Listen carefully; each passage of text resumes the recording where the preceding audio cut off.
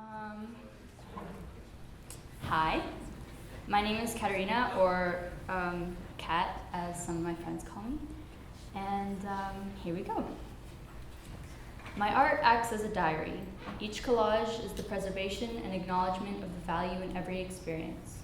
Good and bad experiences become equivalent as I place equal value in both. I strive to create work that captures as many emotions as possible and evokes memories within other people. When I started creating collages, I didn't have specific topics in mind. I would let my emotions guide the colors and meaning of each piece. Over the summer and into grade 12, I noticed that I made an abundance of work surrounding the women and girls in my life and the interconnected experiences we shared. I started really exploring these intricate relationships after I went to see ESA's Because I Am a Girl show in October with a couple of friends who are here in the audience. I love you. Wow. The show portrayed the struggles and triumphs of being a girl, and many tears were shed throughout. During the final performance, two of my closest friends and I started heavily sobbing and tightly holding on to each other as a sweet little girl came on stage to sing. In that moment, I realized that I had never felt more connected with other women. As an expression of the overwhelming pain and love I felt during and after that show, I wrote a letter to one of my friends I sat with on that night. An excerpt of that letter became a poem to accompany this collage, which is appropriately titled Her. And here's the poem. Hearing the struggles of a woman you love is hard. Whatever it may be, these kinds of things happen all the time. It is so small in the grand scheme of life that it shouldn't matter. But you cry for her and her pain and fear and hopelessness. You cry for her, of course, but you also cry for all women. You cry for all the women of the past who endured pain and died because of their struggles. You cry for women now around the world who continue to struggle. You cry for the girls younger than you who you know will also endure this pain. You cry for your mother and her mother, your friends and their mothers, your sisters and cousins and aunts and coworkers and acquaintances. You cry for your own possible future daughter and for all future daughters because you know that they'll also have to carry this pain. And even though you know they're all capable of pushing through it, it still hurts and you can't help crying for them.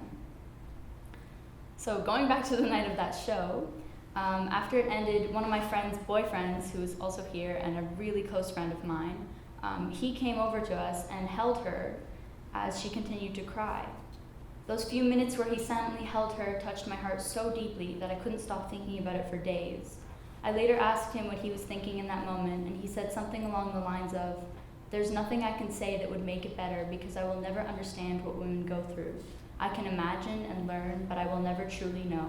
So all I could provide her was comfort." I had never heard a boy so blatantly admit and understand that he didn't fully understand the struggles that girls and women go through. I am so fortunate that I have boys and men in my life who recognize this and who do the absolute most that they can to love and comfort me through the struggles I face. This only furthered my thinking about the special love and connection that I shared with the women in my life. Boys and men have not gone through the collective struggle that girls and women have, so it makes sense that they wouldn't understand this specific branch of love.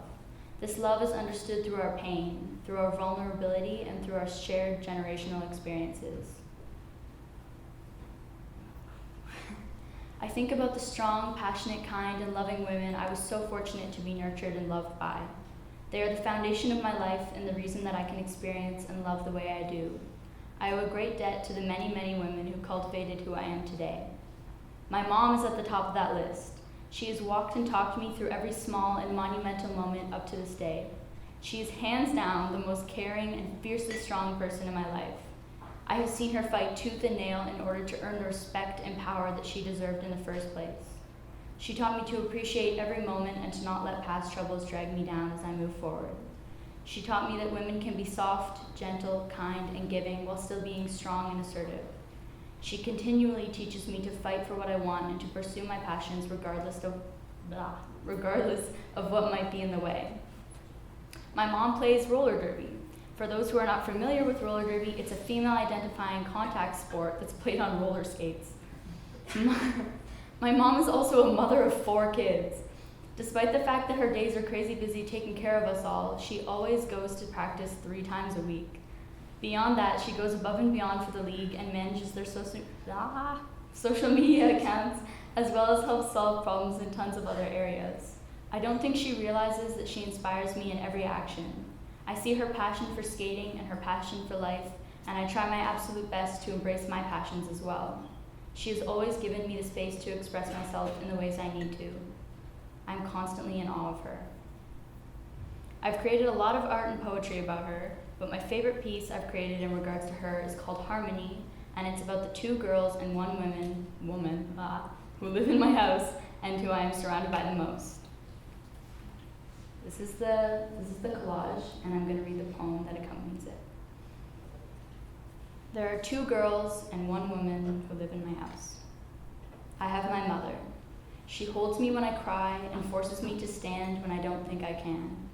She is not conventionally gentle in most things, but there's still grace to the way she exists. Her smile is a reassurance, her eyes a blue flame. She yells at me to tell me I am capable, as if the volume of her voice will make me believe her words. I do. I have my sister. She is small and incredibly empathetic the way a child is because she is one. She is clumsy in her language and movement, but still manages to inspire awe. I saw her growth from nothing into a whole human being.